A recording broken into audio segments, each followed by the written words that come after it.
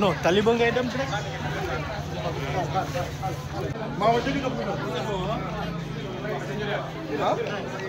waaw sëy na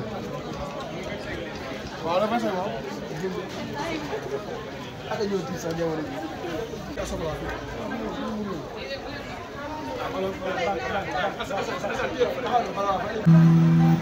mbootaay jigéen ñi seen xel màcc jëm ci wàllu yoon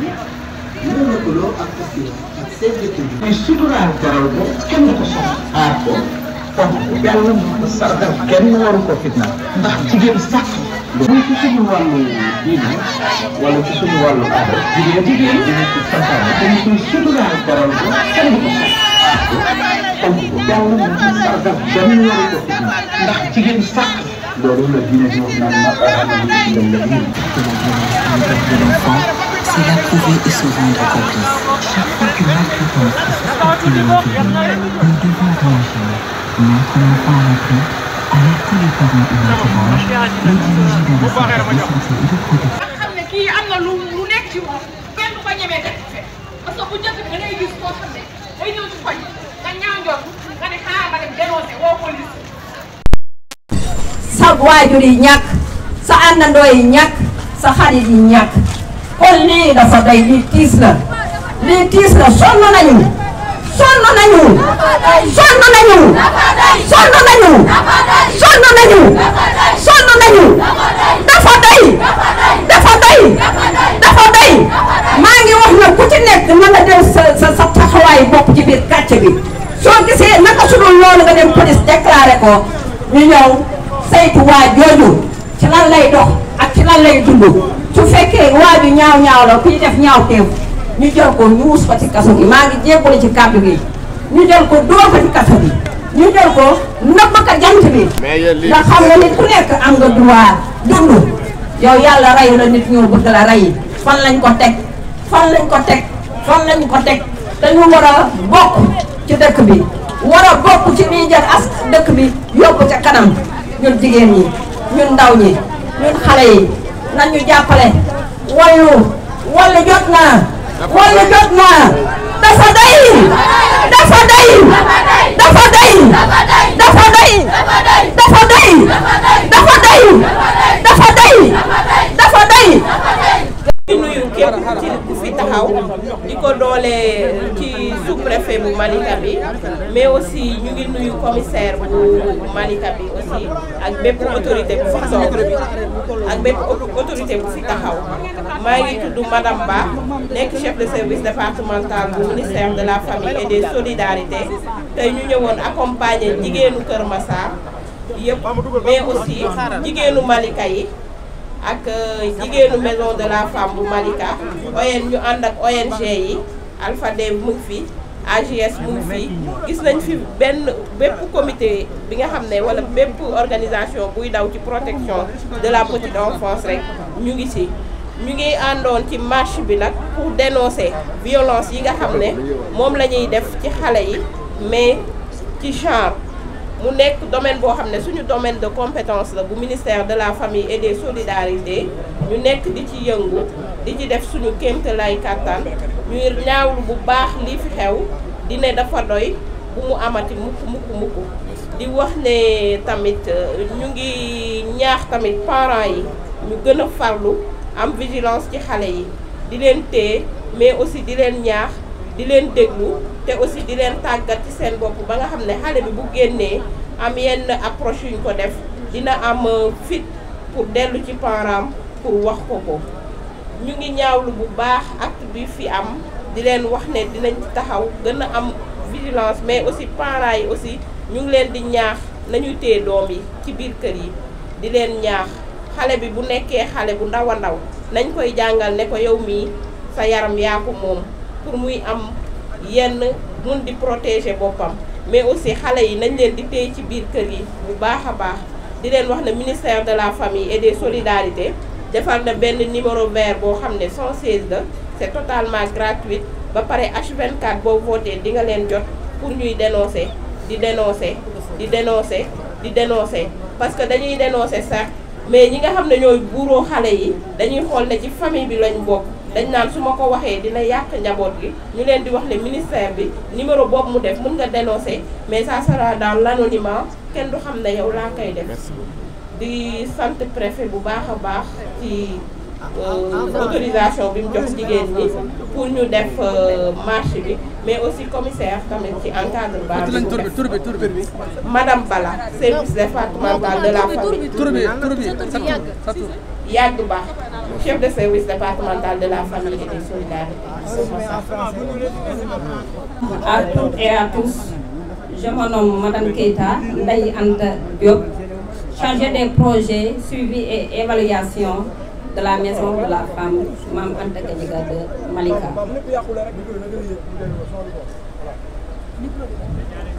Donc, je voudrais vous déclarer vraiment au nom de la Fédération des groupements de femmes de Malika sur le meurtre de la petite Diary Sow. Nous, Fédération des groupements de femmes de Malika, avons appris une tristesse et consternation le meurtre commis sur la petite Diary Sow, âgée de 13 ans. Cette tragédie survenue le 1er janvier 2025 nous interpellons toutes et tous sur l'urgence nécessité de la protection holistique des femmes et des enfants au Sénégal.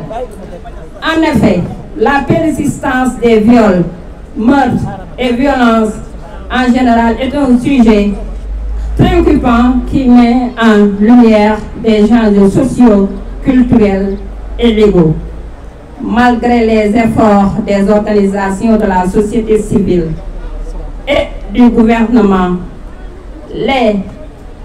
violences sexuelles restent une triste réalité. Elles sont commises dans les maisons, dans les quartiers, dans les lieux publics. Cette autre et touche toutes les couches de la société, particulièrement les femmes et les filles. Les croyances erronées sur le genre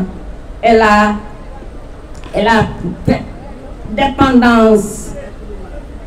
dépendance normalise les comportements abusifs. La pauvreté et la dépendance économique peuvent exposer davantage les femmes et les jeunes à des abus. Ces violences engendrent des conséquences dévastatrices sur toute la société, car toute perte en vie humaine est un bras de moins au développement de notre chère nation. Elles sont aussi des impacts psychologiques et physiques sur les victimes telles que la dépression, les troubles du stress post-traumatique et le handicap, mais également les répercussions sur les familles et les communautés, exacerbant les inégalités de genre. Ces violences qui mirent le quotidien des femmes et des enfants ne peuvent plus rester impunies. Ainsi, en tant que citoyennes et citoyens, nous ne pouvons plus garder le silence face à la persistance de ce phénomène. Nous devons donc agir de manière énergique pour combattre ces violences. Face à cette situation, nous dénonçons avec la dernière énergie cet acte ignoble commis sur une petite fille et qui porte atteinte à la dignité humaine. Nous interpellons les autorités sur les nécessités de mettre en place vraiment des stratégies nationales pour assurer la protection des femmes et des enfants. Merci beaucoup et merci à votre attention.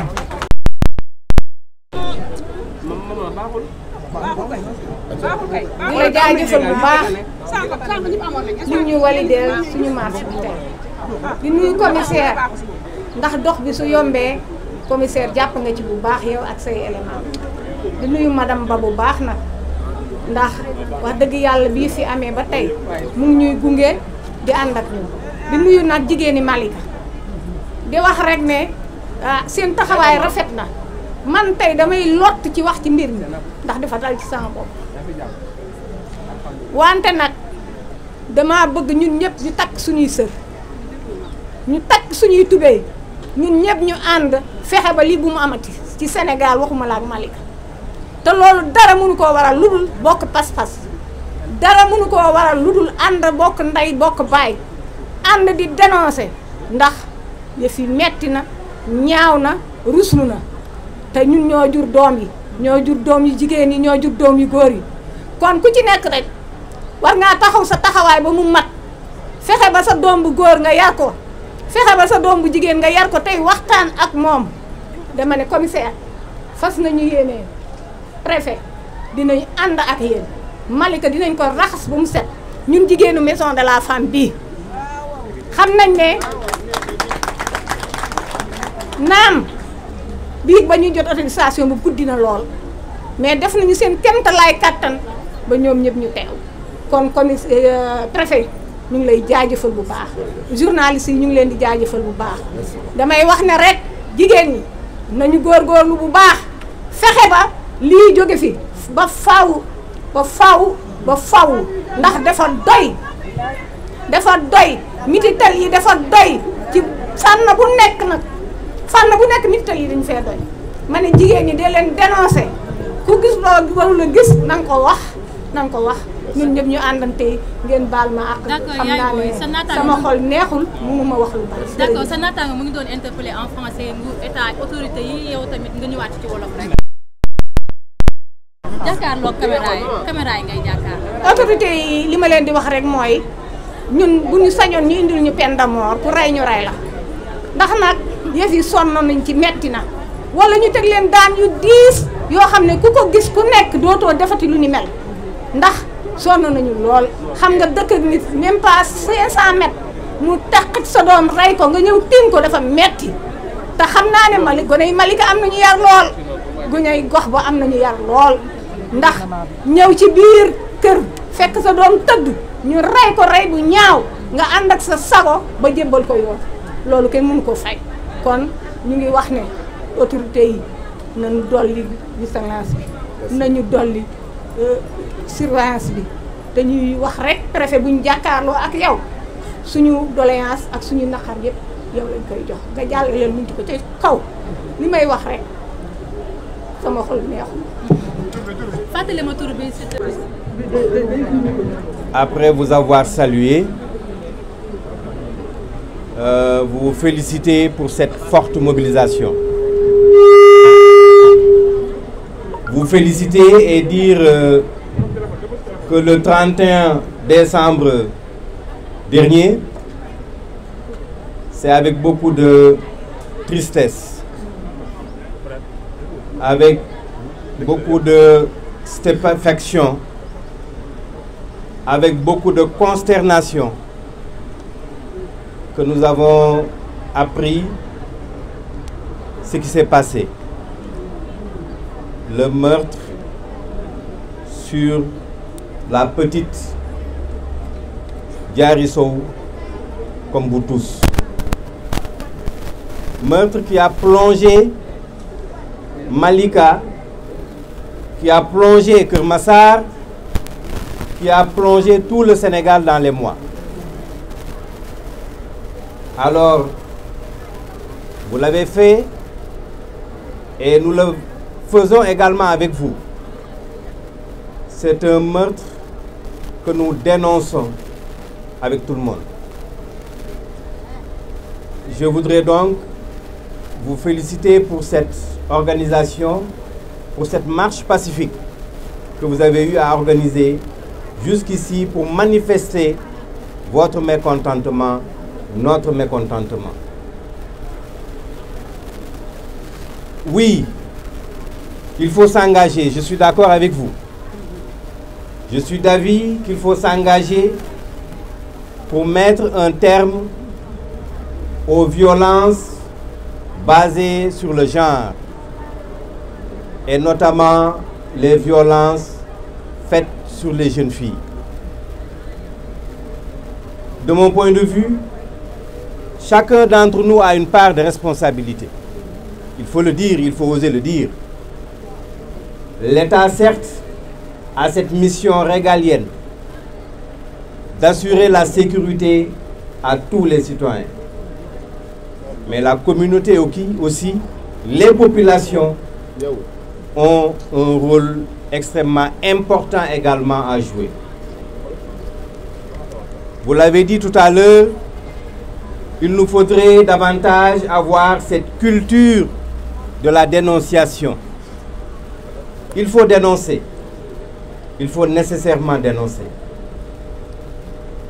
Mais je pense que pour cette affaire, l'enquête étant en cours, laissons l'enquête se poursuivre et la justice faire son travail comme il se doit. C'est sur ces mots que je voudrais en quoi conclure mon propos. Nous prenons acte du mémorandum que vous nous avez remis et que nous allons en retour transmettre à l'autorité. Je vous remercie. di leen nuyoo di leen sant di leen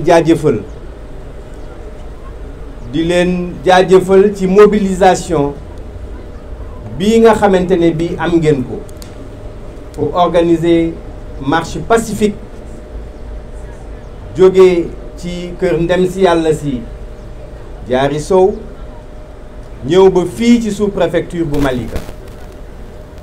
Gis nañu jigéen ñi ni ñu takkoo, gis nañu ndaw ñi aussi ànd ak yéen ñëw ba fii. ñu ngi leen di jaajëfal ci mobilisation boobu. fanweeri fan ak benn ci mois de décembre Malika wala Kër Massar mën naa ne Sénégal gépp a sëngéem jooy ndax lan ndax Diary Sow ni ñu ko boome loolu nag ñëpp a ko naqarlu ñun ci suñu wàllu bopp dañ koo naqarlu Sénégal gi yëpp a ko naqarlu ñuy waxte nag loolu dañu koy dénoncer ànd ci ak yéen ndax violence moom quelle que soit forme bu mu mënta ne dañu koy dénoncer waaye aussi ma ànd ci ak yéen tout à l'heure bi ngeen ne wàllum sécurité ñëpp a war a engagé wu loolu dëgg la naam état moo yor kaaraange askan wi fii ci réew mi waaye état kese mënta def lépp ndax derrière chaque sénégalais mënuñu fa def ab policier wala ab gendarme mbir yi des fois ci sunuy kër lay xew nu koy nëppal di ko noppi sànq wax ngeen ko il faut que ñuy dénoncer dénonciation boobu nag dañ cee ànd ak yéen am na ay kuréel yu fi ne muy comité local pour la protection des enfants dañ ciy xeex CDPE yi fi nekk aussi kuréel la yoo xamante ni bi dañ ko mettre en place pour xeex li nga xamante ni bi mooy violence yi ñuy teg